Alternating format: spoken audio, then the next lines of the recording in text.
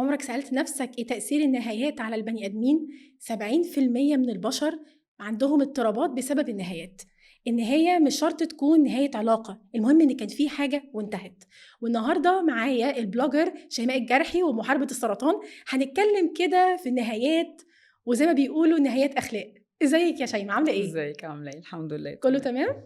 احيانا احيانا. كله تمام ان شاء الله. النهارده عنوان حلقتنا هيكون النهايات أخلاق، مش كده برضو؟ لا امال ايه؟ والله ما ليها اي علاقه بالاخلاق امال ايه؟ اطلاقا. بصي، هو جمله النهايات اخلاق دي احنا بنسمعها على مدار سنين. قشطه، حلو قوي. فين الاخلاق؟ الاخلاق انت اتربيت ازاي؟ الاخلاق انت دخلت مدرسه ايه؟ ما هو من الاهل بس، مش هم اللي بيربوا الاخلاق، مش طالعه من البيت بس. مش صح. زي ايامنا احنا. ايوه. تمام. لا دلوقتي الاخلاق طالعه من البيت ومن الاصحاب ومن السوشيال ميديا ما بين قوسين. ده حقيقة. السوشيال ميديا بقت طرف مهم دلوقتي في النهايات. ده الطبيعي، حتى الاطفال الصغيرين، يعني في امهات وابهات اوير وعندهم وعي ان في حاجه اسمها يوتيوب كيدز. لا، ما يمسكوا الموبايل بس يفتحوا كذا، ما يفتحوش كذا. لا خلاص، هو بقى في حاجه اسمها تيك توك لازم تفتح بعياط وصريخ ودبدبه في الارض، بما اننا بنربي التربيه الايجابيه اللي ملهاش اي 30 لازمه في الحياه. والله معاكي حق. فانت بتسيبي بنتك فبتريحي دماغك بدل ما تصوصو وتصرخ وتبتدي تشوف اللي بينزل. فانت اغلب اللي بينزل عباره عن تكمله النهايات الاخلاق اللي احنا بنتكلم فيها، اللي عباره عن فضايح اصلا. والله. جمله النهايات اخلاق دي انا حاسه ان هي ما بقالهاش اصلا لازم ان هي تتقال. مفيش حاجه اسمها نهايات اخلاق، في حاجه اسمها النهايات الترند هنطلع بيه ايه. صح. حاجه اسمها هنعمل مشاهدات قد ايه. في حاجه اسمها الفضيحه هتسمع ولا مش هتسمع، فنخلي الفضيحه تكبر اكتر من الاول عشان تسمع معاكي اكتر. ده الموضوع وصل ان الحاجات دي بقت موجوده حتى في العائلات الملكيه. دي حقيقه. جينا من كام شهر فوجئنا بالاميره معرفش ايه، أطال الله عمرها، بنت الملك فلان الفلاني في الدولة العربية الفلانية، إنها طالعة بتطلق جوزها على السوشيال ميديا. أنا لو واحدة صاحبتي متخانقة معاها أيوة والله بلاش واحدة صاحبتي، أنا لو مرتبطة براجل وبنتعرف أنا وهو، مش متجوزين، لو بنتعرف أنا وهو وبناخد وبندي مع بعض، ونهى العلاقة بينا أو قال لي كلمتين في رسالة أو واتساب، بعتبرها عدم احترام. فإن أنا أوصل لمرحلة إن أنا أدخل على سوشيال ميديا باسمي وهبتي ومكانتي الاجتماعية بين الدول كمان، أنت في الحتة دي أنت مش بس بتتوجهي بحديثك لشخصية ممثلة ولا لا، شخصية عامة ملكية أميرة. إنك طلعة تقولي لجوزك طلقتك، لا هي بيبقى القصد فضيحة. ترند على السوشيال ميديا، شوفوا الأميرة الفلانية، برغم ان هي مش محتاجة، بس ده بقى اسلوب حياة خلاص، بقى ستايل. زي اللي بتصحى الصبح تصور النسكافيه، سوري، داخله الحمام بتصور، بتطلع الهدوم بتصور، سايزات اسمه ايه بتصور. طب انت ليه بتصوري؟ ترند. فده تحت مسمى فضايح، دي تعرية بيوت، تعرية حاجات داخلية جوه. ما هو في فنانين متجوزين على فكرة، منى زكي مثلا، عندك منى زكي واحمد حلمي، ولما بيتم انتقاد لمنى زكي احمد حلمي بيرد، ولما بيتم انتقاد لاحمد حلمي منى زكي بترد. لكن احنا عمرنا ما عرفنا تفاصيل الحياه ايه. هل الناس دي ما مرتش بمشاكل على مدار سنين؟ لا اكيد مرت. هل الناس دي ما مسكوش في شواشي بعض وقطعوا شعور بقى؟ اكيد. ده طبيعي. اكيد. تمام.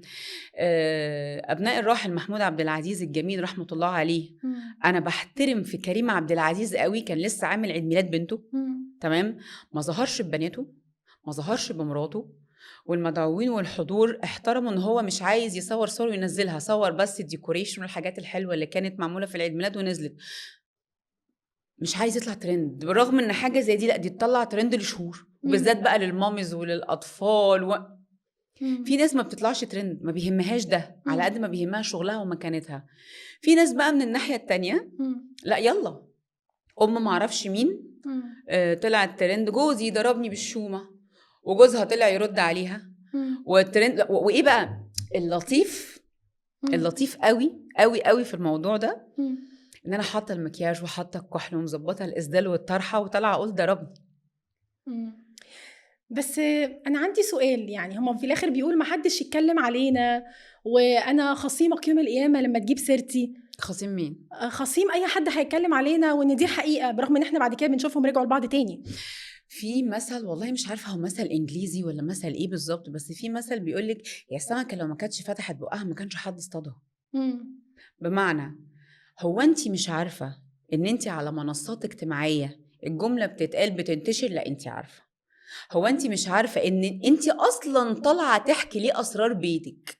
عارفه فكرتني بواحده صاحبتي كانت تتكلم، تقعد وسط 3 4 من اصحابنا، فتقول مشاكل مع مامتها ومشاكل مع جوزها، فلما تلاقي الكلام اتنقل للناحيه التانية لحد ما كانش في القعده، تعمل قعده، اي قعده عرب، محضر للناس اللي كانت قاعده. لا معلش ثانيه واحده، هو المفروض ان انت تقولي الكلمه سر ما تطلعش بره؟ لا على فكره ده مش مفروض. انا مش ملزمه ان اخد منك الكلمه على اساس انها سر غير لو انا وانتي قاعدين وانتي بتقولي لي اسرارك وبتامنيني عليها، لكن قاعده وعامله مجلس وبتتكلمي في مشاكلك، اللي هيتقال في القعده دي هيتنقل بره. نفس الكلام اللي انتي بتقوليه ده محدش يجيب في سيرتي وانا خصمته يوم القيامه. انتي ايه دخل ربنا في الموضوع؟ انتي طالعه بتتكلمي في فضايح عشان تلمي مشاهدات. طب مش يمكن تكون هي طلعت عملت كده انها طلعت على السوشيال ميديا عشان هي بتستغيث مثلا، او انها بتتعرض لظلم ما فبتستغل الحاجه اللي في ايديها؟ هو ما فيش حد، احنا ما سمعناش عن حد قانونا او قضائيا نهتم اصلا بالموضوع بتاعها. الموضوع بتاعها كان فرقعت لا بس فيسبوك في وتيك توك محامين، وغيره وغيره وغيره. لا في محامين قالوا ان هم هيرفعوا قضيه ويبقوا معاها. اما يرفعوا قضايا هم حتى على فكره حتى المحامين بقوا ماشيين ورا الترند. حتى المحامين بقوا بيمشوا ورا الترندات. فجاه تلاقي محامي يطلع لك من تحت الارض انا عملت محضر في فلان الفلان.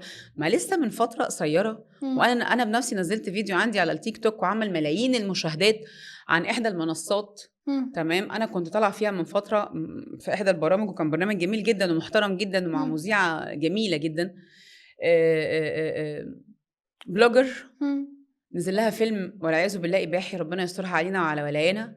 فجاه طالعه على منصه اجتماعيه مهمه بتتكلم بتقولك انا بعد ما الموضوع اتعرض والفيلم الاباحي اتعرض بمنتهى الافتخار انا جات لي عروض جواز انا ما تخيلتش ان انت طالعه بتتكلمي في ايه. مفهوم. حتى القنوات مهما كان ليها اسم هي برضو ماشيه ورا الترند والمشاهدات، برغم ان القناه بعد كده لما لقيت الدنيا اتقلبت وانا وغيري من البلوجرز وصانعي المحتوى ايه العك اللي انتوا بتعكوه ده، نزلت اعتذار وتشالي الفيديو الرسمي. ليه كل الضجه دي؟ بس كل ده بيترجم لماني، فلوس. فلانه اللي طلعت تشتكي جوزها طلع هو كمان يرد عليها، نامهم ايه في الاخر زي ما بنقول بالبلدي؟ ناس بقت تتريق على طريقه كلامه، والناس بقت تتريق عليها هي كمان، والدنيا ماشيه ومستمره والمشاهدات ماشيه ومستمره، بس انتي بتعري بيتك ليه؟ لا هم استفادوا بس انت كمتلقي انت ما استفدتش اي حاجه. انت لا انا استفدت لا ايه؟ كنت بصحى كل يوم الصبح افتح اشوف اسمها ايه عملت ايه، بس ده مجرد تسليه، لكن انت في اي حاجه عائد عدى عليكي؟ يعني انت مثلا استفدتي ماديا؟ لا بالعكس انا بخسر ماديا، ما كل ده بياخد من الباقه وكل ده عمال بياخد بيسحب من الباقه. يعني انا بدل ما ادخل على حاجه مفيده تنفعني، لا الاطفال الصغيرين ام فلانه شوفوا عملت ايه ليه؟ لانها كانت شاده الاطفال الصغيرين لان ابنها كان بيطلع معاها في الفيديوهات. اوكي. فهي خدت السن الصغير معاها، وهي ما كانتش بتعمل حاجه مخله بالاداب، يا فيديوهاتها كانت فيديوهات عاديه يوميات لطافه لذاذه، بس لدرجه ان انا اعري بيتي وعري جوزي على السوشيال ميديا وهو كمان يطلع يقول دي فيها وفيها وعليها، وبعد كده يطلع يقول والله ما كنت عايزه اطلع اتكلم. انت محدش ضربك على ايدك عشان خاطر تتكلم، بس انت عارف انت بتعمل ايه وهي عارفه. وهو فضحها لما طلع اتكلم قال لها يلا، لدرجه انه قال جمله مره في لايف انا استغربتها قوي، قال لها مش انتي بتاعت يلا نروح دار الافتاء ونطلع ترند، يلا نتطلق ونعمل ترند. خلاص الطلاق اللي احنا بقينا بنعاني منه بسبب المذيعه فلانه وعلانه اللي بيقوموا الستات على رجالتها، والجمله المنحطه بتاعت الاندبندنت وومن. لا مش منحطه من فضلك، لا دي منحطه، لا مش فضلك مش منحطه، لا دي منحطه.